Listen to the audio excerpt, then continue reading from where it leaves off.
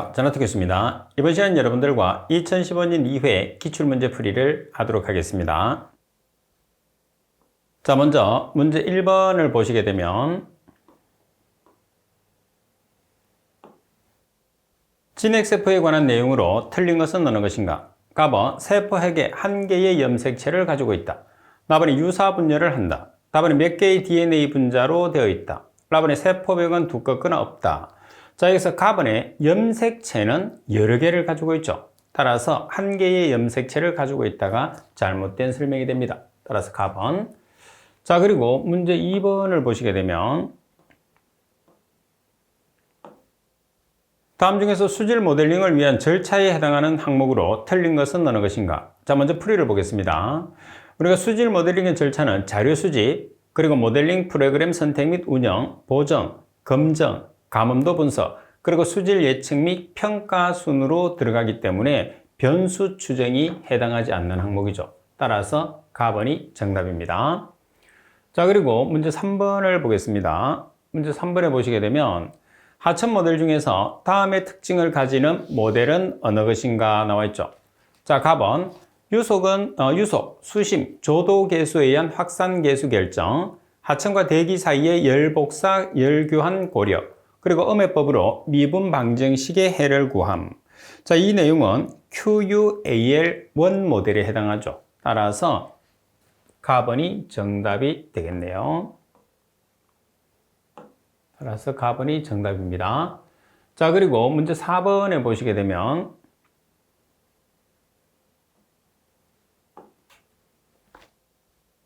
건조 고형 물량이 3000kg/day, 그리고 생설러치를 저율 현미성 소화조로 처리한다.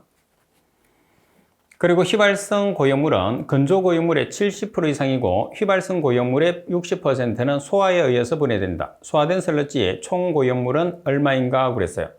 자, 그럼 먼저 소화된 설러지의 고형물이라는 것은 건조 고형물량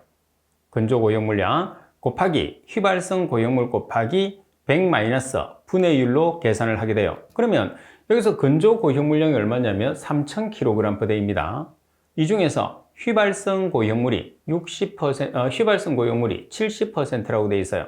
자, 그리고 이 중에서 60%가 소화에 의해서 분해된다고 그랬죠. 그래서 3000kg/day 곱하기 70%가 휘발성 고형물이니까 0.7, 그리고 60%가 소화된다고 그랬어요. 소화된다는 것은 없어지니까 남아있는 걸 계산하니까 1-0.6을 계산을 하는 거죠. 따라서 840kg/day입니다. 그리고 두 번째는 소화된 잔류성 고형물이에요. 잔류성 고형물은 다른 말로 이야기를 하면 뭐가 되느냐 하면 무기물을 계산을 한다는 소리입니다. 자, 그러면 3000kg/day 중에서 유기물이 70%라고 되어 있어요. 그럼 무기물은 몇 %가 될까요? 30%가 되겠죠. 따라서 900kg/day는 무기물, 그러니까 잔류하는 무기물, 그리고 840kg/day는 잔류하는 유기물이 되는 거죠. 따라서 소화된 설러지의 총 고형물을 계산하시게 되면 소화된 설러지, 다시 말해서 제거되지 않은 설러지 중에서 제거되지 않은 유기물이 840, 그리고 무기물은 제거되는 물질이 아니죠. 900, 따라서 1740kg/day라는 값을 계산을 할 수가 있죠. 자, 그리고 문제 5번에 보시게 되면 황산염에 대한 내용으로 틀린 것은 어느 것인가? 가번. 황산이온은 자연수 속에 들어있는 주요 음이온이다. 답은 용존산소와 질산염이 존재하지 않는 환경에서 황산이온은 수소온으로 사용된다. 답은 황산이온이 과다하게 포함된 수돗물을 마시면 설사를 일으킨다. 답은 황산이온이 혐기성 상태에서 환원되어 생성되는 황화수소로 인해서 악취 문제가 발생된다고 그랬어요. 자, 나번에 설명해 보면 용존산소와 질산염이 존재하지 않는 환경에서는 황산이온은 전자 수용체로 사용이 되는 게 일반적인 특징입니다. 그래서 나번에 대한 설명이 잘못됐어요. 전자 수용체로 사용이 됩니다. 자, 그리고 문제 6번을 보겠습니다. 유출 유입량이 5000m의 삼성퍼데이, 저수량이 50만 m의 삼성인 호수에 A 공장의 폐수가 일시적으로 방류되어 호수에 BOD 농도가 100mg/L가 되었다.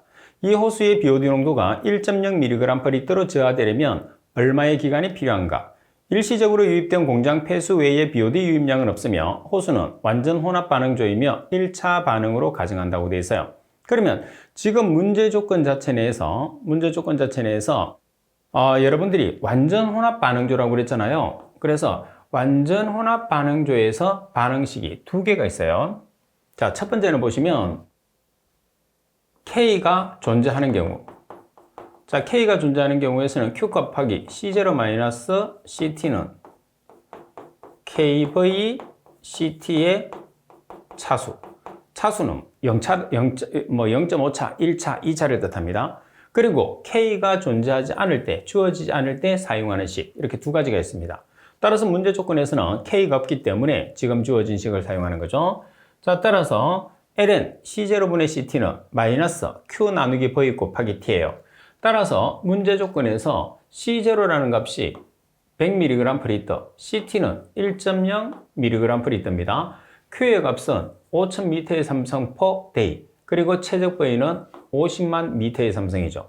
따라서 대입을 한 다음에 T를 계산을 하시게 되면 우리가 계산하고자 하는 값이 나오겠죠. 따라서 T에 대한 식으로 정리를 해서 계산기를 이용해서 계산하시면 460.52day라는 값이 나오게 됩니다. 자, 그리고 7번 문제를 보겠습니다. 해수의 성분에 대한 내용으로 틀린 것은 어느 것인가?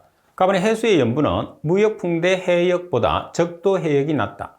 나번 염소는 해수에 녹아있는 성분 중에서 가장 많은 양을 차지한다. 맞습니다. 답은 해수 내의 성분 중에서 나트륨 다음으로 가장 많은 성분을 차지하는 것은 칼륨이다. 나트륨 다음으로 가장 많은 양을 차지하는 것은 황산이죠. 자, 여러분들이 홀리7의 값을 보면 염나황은 만액 칼슘 칼륨에서 중탄산을 먹는다 이렇게 외웠죠. 염이라는 것은 염소이온, 나트륨이온, 황산이온, 마그네슘이온, 칼슘이온, 칼륨이온, 중탄산이온이다. 따라서 나트륨 다음으로 많다고 그랬으니까 나트륨 다음으로 많은 것은 황산이온입니다. 자, 그리고 라번 해수 내의 전체 질소 중에서 35% 정도는 암모니아성 질소, 유기질소 형태이다. 따라서 설명이 잘못된 것은 다번이 정답이 됩니다. 자, 그리고 8번 문제를 보시게 되면 수원에 대한 내용으로 틀린 것은 어느 것인가? 답은 아연 정영업, 그리고 도금 공장, 도자기 제조업에서 주로 발생한다. 우리가 일반적으로 수원 같은 경우에서는 제련이나 살충제, 온도계, 압력계 제조업에서 주로 발생을 하죠. 따라서 가번은 틀렸어요. 나번의 대표적인 만성질환은 미나마타병이나 헌터루셀 증후군, 시험에서 자주 나오죠. 다번에 유기수원은 금속 상태의 수원보다 생물 체내에서 흡수력이 강하다. 그리고 라번 상온에서 액체 상태로 존재하며 인체에 노출 시 중추신경계에 피해를 준다. 따라서 설명이 잘못된 것은 가번이 되고요. 그리고 문제 9번을 보겠습니다. 수온의 종류 중에서 지하수에 대한 내용으로 틀린 것은 어느 것인가? 가번에 수온 변동이 적고 탁도가 낮다. 그래서 수온 온도 변화가 거의 4도씨로 일정하죠. 그리고 탁도가 낮기 때문에 깨끗합니다. 미생물이 없고 오염물이 적다. 답은 유속이 빠르고 광역적인 환경 조건의 영향을 받아서 정화되는데 오랜 시간이 소요된다. 유속이 느리고 국소적인 환경 영향을 받기 때문에 아무래도 오염이 일어나게 되면 분해가 잘 되지 않죠. 호기성 분해를 못하기 때문에. 자, 그리고 라번 무기염류 농도와 경도가 높다. 따라서 설명이 잘못된 것은 답번이 정답입니다. 자, 그리고 10번 문제를 보시게 되면 어떤 하천수의 수온이 10도씨이다. 이 10도씨의 탈산소 계수 K가 0.1%일 때 최종 BOD에 대한 BOD6의 B는 얼마인가? KT는 K20 곱하기 1.047 T-20 BOD6 나누기 최종 BOD의 값을 계산하라고 되어 있어요. 그러면 지금 20도씨의 K가 주어졌잖아요. 탈산소 계수. 그러면 20도씨의 K 탈산소 계수를 10도씨의 K 탈산소 계수로 먼저 전환을 해야 돼요. 그래서 전환하기 위해서는 우리가 전환하는 식은 20도씨 K 곱하기 보정계수가 1.047 T-20 공식이 주어졌어요. 주어진 공식을 그대로 쓰시면 됩니다. 자, 20도씨에서 K가 얼마냐면 0.1%입니다.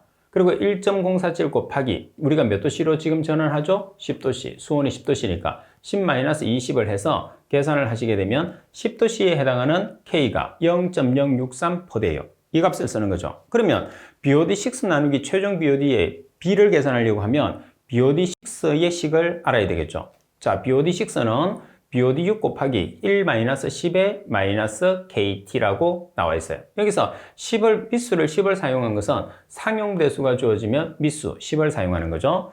따라서 BODU를 왼쪽에 나눠줘요. 그러면 BOD6 나누기 BODU는 1-10의 -KT가 되는 거죠. 따라서 K가 얼마죠? K가 여러분들 전원 10도씨로 20도씨를 10도씨로 변환된 값 0.063%. 그리고 T는 6일 BOD니까 6일. 따라서 0.58이라는 값을 계산할 수가 있겠죠. 따라서 이 문제 조건에서는 20도씨의 탈산소 계수 K를 10도씨의 탈산소 계수로 전환하는 문제가 이 문제에서는 가장 핵심이다. 이렇게 보시면 되겠죠.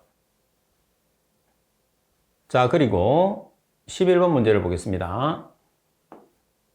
어떤 시료의 생물학적 분해 가능한 유기물질의 농도가 37mg/L이며 경험적인 분자식이 탄소 6개, H 11개, O, N2라고 할 때 이 물질의 이론적인 최종 BOD는 얼마인가 그랬어요. 자, 그러면 지금 여러분들이 탄소와 산소가 결합되면 CO2, H와 산소가 결합되면 H2O, 그리고 질소는 NH3로 여러분들이 분해가 된다고 그랬어요. 따라서 탄소 뒤에 있는 숫자가 CO2 앞에 옵니다. H 뒤에 있는 숫자가 이렇게 바로 가는 게 아니고 여기다가 여러분들이 개수를 줘요. 그럼 여기서 지금 NH3니까 여기서 질소가 N2거든요. 그래서 여기 2를 곱해 놓은 거예요. 그럼 여기서 6개를 줍니다. 11개에서 6개 주면 여기 5개가 남죠. H는 2개짜리니까 2분의 5를 하면 2.5개가 되는 거죠. 자, 반대로 이제 산소를 계산합니다. 여기 산소가 2개짜리가 6개는 게 12개, 여기 2.5개. 그러면 14.5개예요. 자, 14.5개를 여기 1개를 줘요. 그럼 여기에 몇 개가 오는 거죠? 13.5개. 나누기 2를 하면 6.75가 되는 거죠.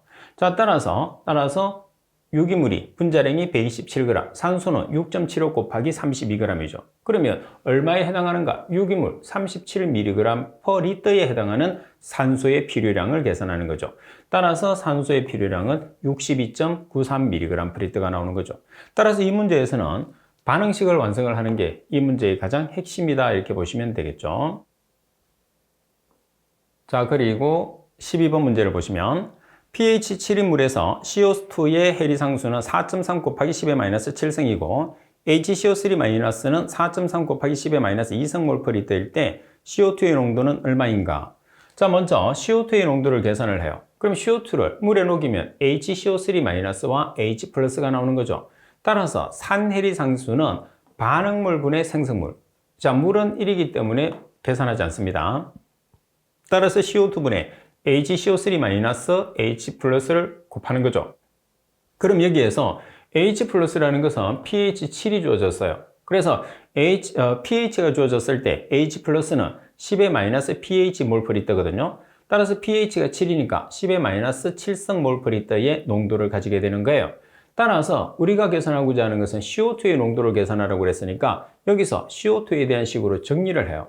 그럼 CO2에 대한 식으로 정리하면 산해리상수 Ka분의 HCO3- 곱하기 H+죠. 그러면 HCO3-의 값은 4.3 곱하기 10의 -2승 몰/L로 주어졌어요. H+는 10의 -7승 몰/L. 나누기 Ka는 4.3 곱하기 10의 -7승. 따라서 계산을 하시게 되면 0.01 몰/L라는 CO2의 농도가 나오거든요. 이 몰/L를 mg/L로 고쳐요. 그러면 1몰은 분자량이잖아요. 그럼 CO2의 분자량은 44니까 1몰 분의 44g. 그래야 단위가 몰몰이 없어지죠. g을 mg으로 환산하기 위해서 1g은 10의 3승 mg이 되는 거죠. 따라서 440mg/L라는 값으로 우리가 계산을 할 수가 있죠.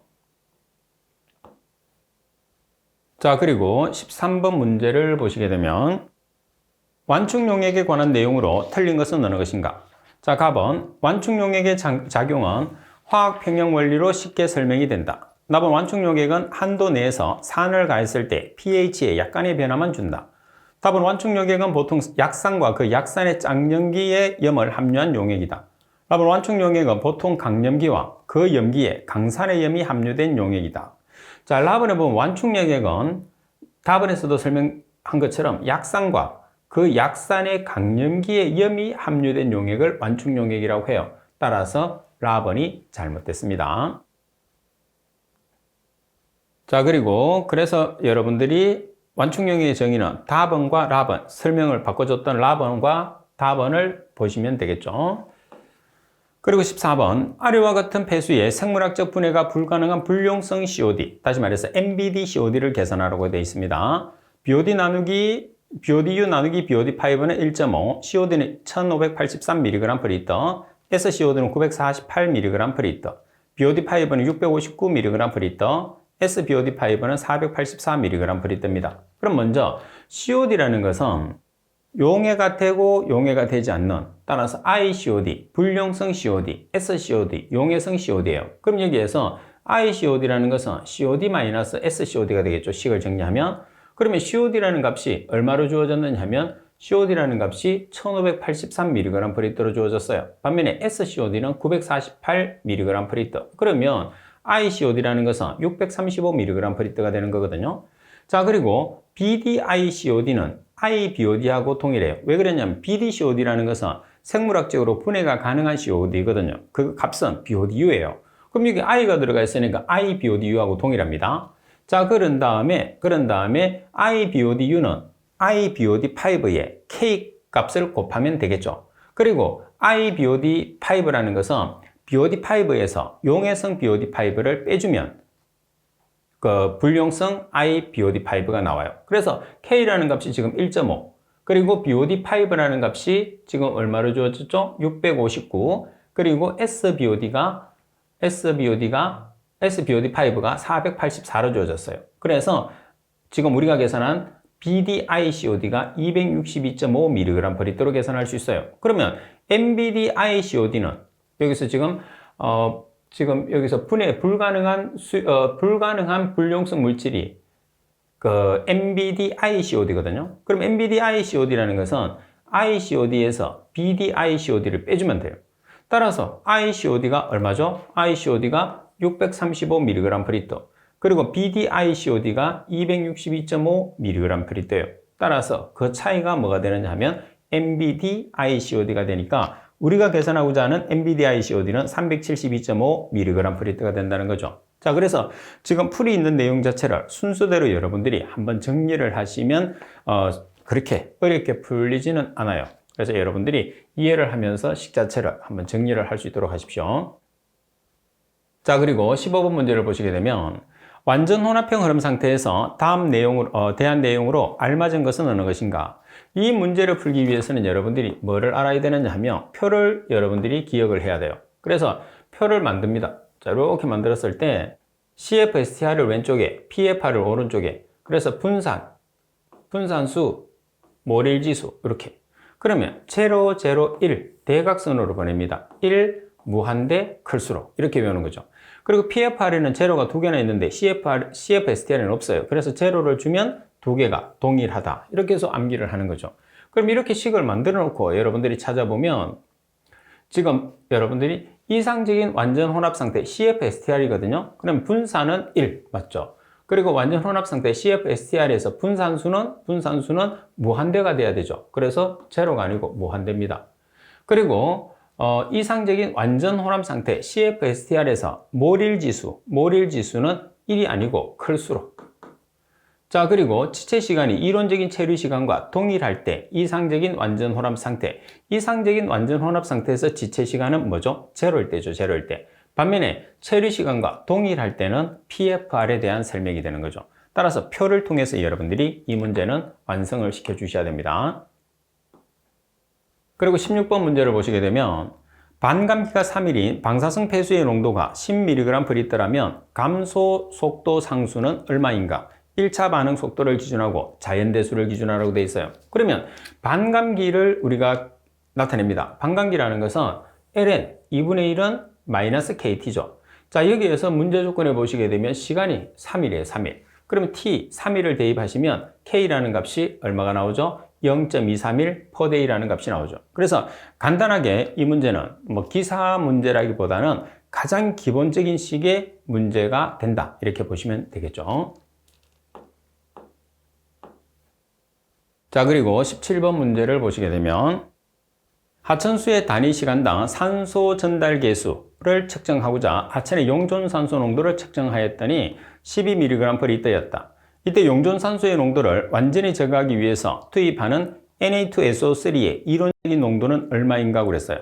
자, Na2SO3는 불안정한 물질이에요. 그래서 산소 하나와 결합을 해서 Na2SO4라는 안정한 물질이 이루어져야 되거든요. 그러면 물속에서 Na2SO3가 물속에 있는 산소하고 계속 결합해서 Na2SO4를 만들기 때문에 물속에 있는 산소가 고갈이 되는 거죠.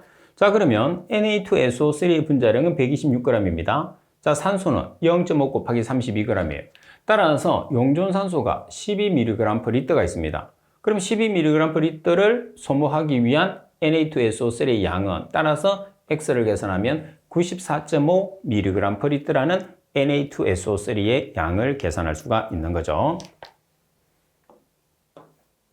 자, 그리고 18번 문제를 보시게 되면 세균의 경험적인 분자식으로 알맞은 것은 박테리아는 우리가 외웠을 때 탄소, 자, 이렇게 탄소의 개수, 수소의 개수, 산소의 개수, 질소의 개수. 그래서 질소를 1을 놓고 봤을 때 우리가 박테리아는 572 이렇게 외우라고 그랬죠. 그래서 572가 정답이 되는 거죠. 자, 572면 나번이 정답이죠. 자, 그리고 19번 문제를 보시게 되면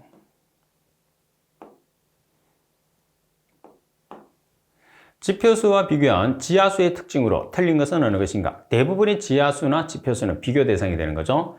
갑은 수온 변동이 적고 자정 속도가 느리다. 수온은 거의 4도씨로 일정하고 그리고 자정 속도가 느린 게 지하수죠. 답은 지표수에 비해서 염료의 함량이 크다. 맞습니다. 답은 미생물이 없고 오염물이 적죠. 답은 지층 및 지역별로 수질 차이가 작다고 그래서요.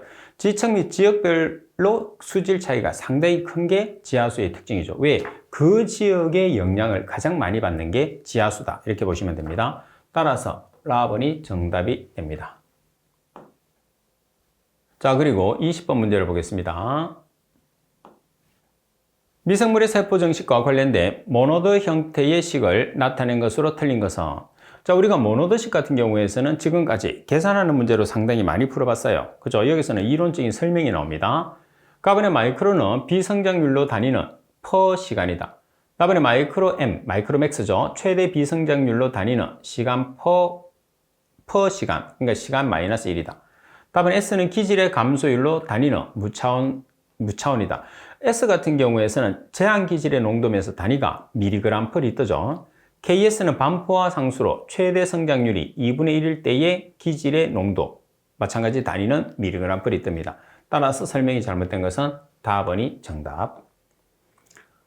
자, 그리고 21번 문제를 보시게 되면 상수도 처리 시설 중에서 블럭 형성 시에 블럭 형성 표준 시간은 아무래도 블럭 형성이라는 그 입자를 크게 만드는 시간이죠. 그래서 완속 교반조에서 우리가 체류 시간이 되기 때문에 보통 20분 이상이 이루어지겠죠.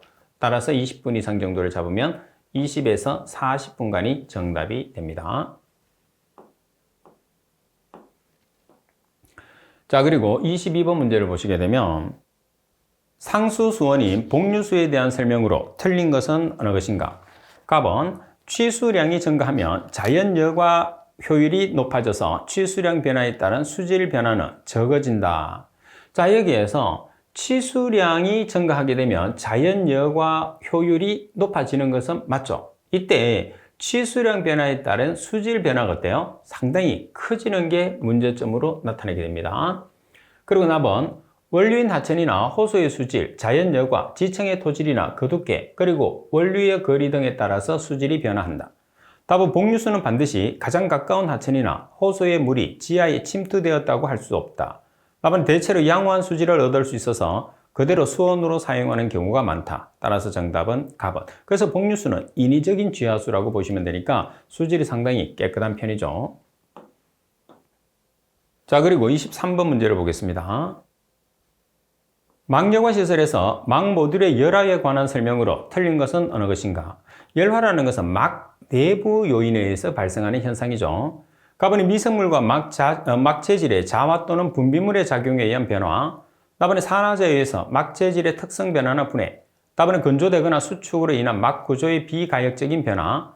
답은 응집제 투입에 따른 막 모듈의 공급 유로가 고형물로 폐색. 자, 고형물로 폐색이 된다는 것은 내부적인 요인이 아니라 외부적인 요인에 해당하겠죠. 따라서 외부적인 요인에 의해서 발생하는 것을 파울링이라고 합니다. 따라서 라번이 정답. 자, 그리고 24번 문제를 보시면 직경이 200cm, 원형 관로에 물이 2분의 1이 차서 흐를 경우에 이 관로의 경심은 얼마인가? 이렇게 물었어요. 자, 그럼 여러분들이 경심을 나타냈을 때 원형에서 경심은 바로 여러분들이 어떻게 기억하느냐? 원형에서 경심은 4분의 D다. 이렇게 바로 기억하는 거예요. 그러면 지금 문제 조건 자체 내에서 지금 직경이 얼마라고 했느냐면 200cm거든요. 그래서 200cm라고 했으니까 4분의 D는 200cm로 나타내면 얼마가 되는 거죠? 50cm가 되는 거죠. 근데 물이 2분의 1이 찬다고 그랬는데 여기 보면 직경이 들어가기 때문에 다 양변에 분자분모에 다 2분의 1이 들어가기 때문에 그냥 4분의 D가 식으로 나오는 거죠. 그래서 경심은 4분의 D, 직경이 주어지는 원형에서는 경심은 4분의 D라고 기억하시면 되죠. 그래서 풀이식에 보면 물이 2분의 1이 찬다는 것은 각각을 보정하기 때문에 실제로는 필요가 없습니다. 자, 그리고 25번 문제를 보시게 되면 콘크리트 조의 장방형 수조, 폭이 2m고 깊이가 2.5m입니다. 이 술의 유효 수심이 2m인 경우에 평균 유속은 얼마인가? 맨닝 공식으로 계산하고 동수 경사는 2000분의 1, 조도 계수는 0.017이라고 되어 있어요. 그러면 맨닝식을 이용해서 유속 V는 n분의 1 곱하기 R의 3분의 2성, I의 2분의 1성이에요. 여기서 R이라는 것은 경심, I라는 것은 기울기, 그리고 N이라는 것은 조도 계수가 되는 거죠. 자, 그리고 지금 문제 조건에서는 폭과 깊이가 주어졌어요. 수로의 폭과 깊이가 주어졌으니까 원형이 아니고 경심을 계산했을 때는 사각형에서 경심을 계산을 해 주셔야 됩니다. 자, 이런 형식으로 있는 거죠. 따라서 폭 H가 되는 거죠. 그러면 경심이라는 것은 면적 나누기 윤변의 길이에요. 윤변의 길이라는 것은 물이 접촉되는 변의 길이죠. 따라서 면적은 B 곱하기 H. 물이 접촉되는 변의 길이는 H가 2개, B 폭이 1개. 그래서 B 플러스 2H로 계산하는 거죠. 따라서 B가 얼마죠? 폭이 2m, H 깊이가 2.5m죠. 여기서는 그게 아니죠. 지금 사이즈 자체가 장방향의 수로는 폭이 2m고 깊이가 2.5m라고 그랬지만은 우리가 나타내는 값은 여기 수두를 나타내는 거죠. 그래서 폭이 2m 그리고 수두가 지금 얼마냐면 유효 수심이 수두니까 유효 수심이 2m가 돼요.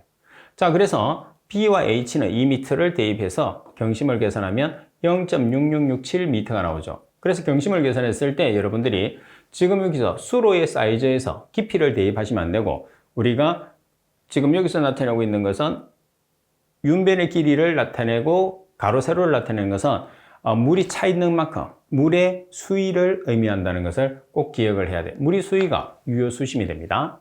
자, 그리고 I라는 기울기는 2000분의 1이라고 되어 있어요. 따라서 유속을 계산하면 N이라는 조도 계수는 0.017, R이라는 경심은 우리가 계산했죠. 0.6667m, 그리고 I 기울기라는 것은 2000분의 1을 대입해서 여러분들이 계산기로 계산하면 1m/s라는 값이 나오게 되죠. 가번입니다. 여기서 조심할 것은 여러분들이 B라는 폭과 H라는 수위를 나타냈을 때 2m와 2m, 2.5m를 사용하면 안 된다는 거. 이거는 수로의 높이가 되는 겁니다.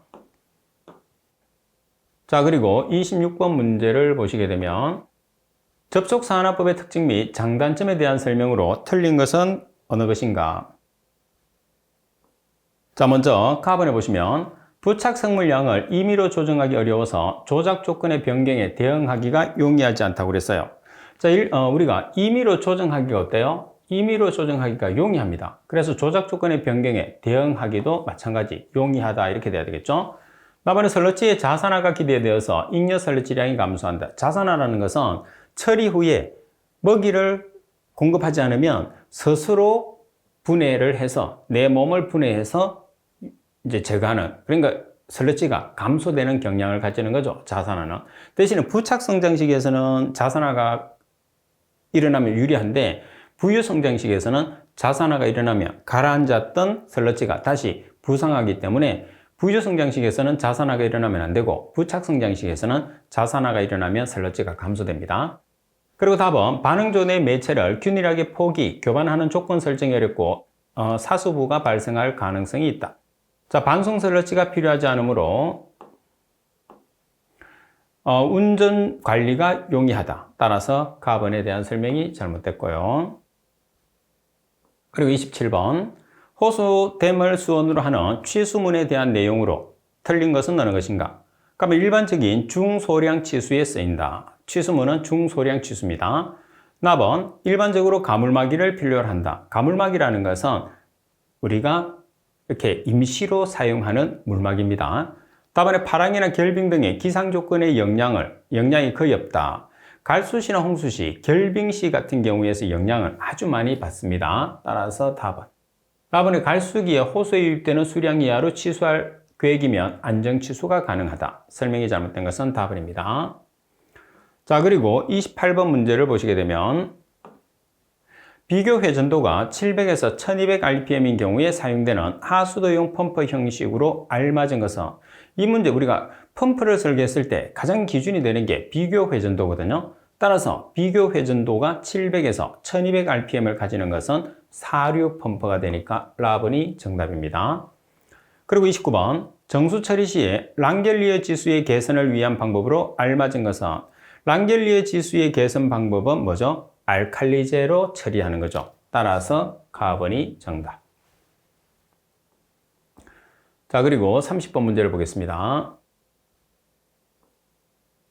단면 형태가 직사각형인 하수 관거의 장단점으로 알맞은 것은 어느 것인가? 가번 시공장수의 흑두께 및 폭원의 제한을 받는 경우에 유리하다. 맞습니다. 나번에 만류가 되기까지는 수리학적으로 불리하다. 수리학적으로 유리합니다. 그리고 철근이 해를 받았을 경우에서는 상부 하중에 대해서 대단히 불안정하죠. 그리고 현장 타설의 경우에 공사기간이 지연이 되겠죠. 아무래도 공장 제품을 이용하게 되면 공사기간이 짧아지고 현장 타설을 하게 되면 공사기간이 상당히 길어지는 단점을 가지게 됩니다. 따라서 가번이 정답. 그리고 31번 문제 보시게 되면 캐비테이션, 공동현상이라고 하죠. 방지 대책으로 틀린 것은 어느 것인가? 가번 펌프의 설치 위치를 가능한 낮추어 가용 유효 흡입수도를 크게 한다. 나번 흡입관의 손실을 가능한 작게 하여 가용 유효 흡입수도를 크게 한다. 답은 펌프의 회전 속도를 낮게 선정하여 필요 유효 흡입수도를 크게 하는 게 아니라 작게 합니다.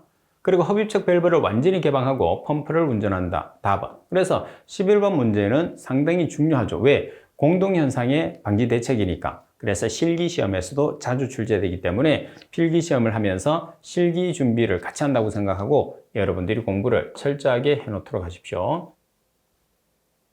자, 그리고 32번 문제를 보겠습니다. 하수 관거의 접합 방법 중에서 유수는 원활한 흐름이 되지만 굴착 깊이가 증가됨으로써 공사비가 증대되고 펌프로 배수하는 지역에서 양정이 높게 되는 단점이 있는 접합은 자, 일반적으로 우리가 관정을 중심으로 하게 되면 아래쪽으로 이렇게 계속 내려가는 경향이 있어요. 그럼 내려가게 되면 아무래도 굴착 깊이, 바닥 자체가 이렇게 있으면 바닥 자체를 계속 굴착을 해야 되는 거죠. 그래서 관정 접합에 대한 설명이 되고 반대로 우리가 바닥 자체를 기준하게 되면 굴착을 많이 안 해도 되죠. 그래서 양정이 작게 되는 장점을 가지는 것은 우리가 관저접합이라고 하죠. 그래서 시험에서 관정은 위쪽을 기준하는 것, 관저는 바닥을 기준하는 거죠. 여기서는 관정접합이 됩니다. 자, 그리고 33번 문제를 보시게 되면 다음 표는 우수량을 산출하기 위해서 조사한 지역 분포와 유출 개수의 결과이다. 이 지역의 전체 평균 유출 개수는 얼마인가 이렇게 나와 있죠. 자, 그러면 우리가 유출 개수를 나타냈을 때는 보시면 유출 개수와 분포가 나와 있잖아요. 그래서 유출 개수와 분포를 곱하고 더하고 돼서 합을 계산을 해주시면 돼요. 그런 다음에 퍼센트로 나타냈으니까 100을 나누시면 되고 아니면 이 조건 자체에서 퍼센트를 아예 떼고 0.2가 되는 거죠. 0.2 곱하기 0.6 플러스 0.3 곱하기 0.4 플러스 0.1 곱하기 0.2 플러스 0.4 곱하기 0.5 이렇게 여러분들이 하셔도 돼요. 그래서 교재에 있는 것처럼 분포와 유출 개수를 다 곱해서 더한 다음에 100으로 나눠주셔도 되고 미리 분포의 퍼센트를 100으로 나눠줘서 없앤 다음에 유출 개수를 곱하고 더하고 더해서 총합을 계산해도 관계없습니다. 자, 그리고 34번. 하수 설러지 계량 방법과 특징으로서 틀린 것은 어느 것인가? 갑은 고분정집제 첨가, 설러지 성상을 그대로 두고 탈수성, 농축성의 개선을 도모한다. 자, 그리고 나번. 무기약품 첨가는 무기약품은 설러지의 pH를 변화시켜 무기질 비율을 증가시키고 안정화를 도모한다. 답은 열처리는 설러지 성분의 일부를 용해시켜 탈수 개선을 도모한다. 답은 세정은 형기성 소화 설러지의 알칼리도를 증가시켜 탈수 개선을 도모한다고 그랬어요. 자, 설명해 보면 세정 같은 경우에서는 알칼리도를 줄입니다. 알칼리도를 줄이고 설러지 탈수에 사용되는 음집제량을 줄이는 목적을 가지고 있어요. 자, 그리고 설러지의 탈수 특성을 좋게 하기 위한 직접적인 방법은 되지 못합니다. 탈수성하고는 크게 관계가 없다 이렇게 보시면 되죠. 따라서 설명이 잘못된 것은 라번. 자, 그리고 35번 문제입니다. 정수시 처리 대상 물질과 처리 방법이 잘못 짝지어진 것은 어느 것인가? 갑은 불용해성 성분, 조류, 부상분리. 납은 불용해성 성분, 미생물 활성탄. 답은 불용해성 성분, 탁도 완숙 여과 방식. 라번의 용해성 성분, 트리클로레틸렌, 폭기. 자, 여기서 나번에 보면 불용해성 성분 중에서 미생물이 있어요. 크립토스포리디움이라는 미생물이 있는데 활성탄을 이용을 하는 게 아니고 막을 통해서 여과를 시켜서 제거를 합니다. 따라서 나번에 대한 설명이 잘못됐어요. 자, 그리고 36번에 보시면 상수처리 시설인 침사지의 구조 기준으로 틀린 것은 침사지라는 것은 무기물을 제거시키는 장소죠. 가번의 표면 부하율은 200에서 500ml/m를 표준을 한다. 표면 부하율이라는 게 뭐죠? 유량 나누기 표면적 또는 유량 나누기 수면적을 의미하겠죠. 납은 진의 평균 요속은 30cm/s를 표준으로 한다. 상수 처리에서 침사지의 평균 요속은 2에서 7cm/s를 표준으로 합니다. 답은 지의 상단 높이는 고수위보다 0.6에서 1m의 여유고를 둔다. 답은 지의 유효수심은 3에서 4m를 표준으로 한다. 따라서 설명이 잘못된 것은 나번이 정답이 되는 거죠. 자, 그리고 37번 문제를 보겠습니다. 계획 수령을 정할 때 고려해야 할 사항으로서 틀린 것은 어느 것인가? 갑은 하수 광거의 확률 연수는 원칙적으로 10에서 30년으로 한다. 맞습니다. 답은 유입 시간은 최소 단위 배수구의 지표면 특성을 고려하여 구한다. 맞죠? 답은 유출 개수는 지형도를 기초로 답사를 통하여 충분히 조사하고 장래 개발 계획을 고려해서 구한다. 자, 여기서 유출 개수는 토지 이용도별 기초 유출 개수로부터 총괄 유출 개수를 구하는 방법을 원칙으로 우리가 하고 있어요. 그래서 답안에 대한 설명은 잘못됐고요. 라번의 유화 시간은 최상류 광거의 끝으로부터 하류 광거의 어떤 지점까지의 거리를 계획 유량에 대응하는 유속으로 나누어서 구하는 것을 원칙으로 합니다. 따라서 답안이 정답이고요. 자, 그리고 38번 문제를 보시게 되면 하수도 계획의 목표 연도는 원칙적으로 몇 년이냐? 하수도는 20년, 상수도는 15에서 20년. 따라서 하수도를 나타내고 있기 때문에 20년이 정답이 되죠. 자, 그리고 39번 문제를 보겠습니다.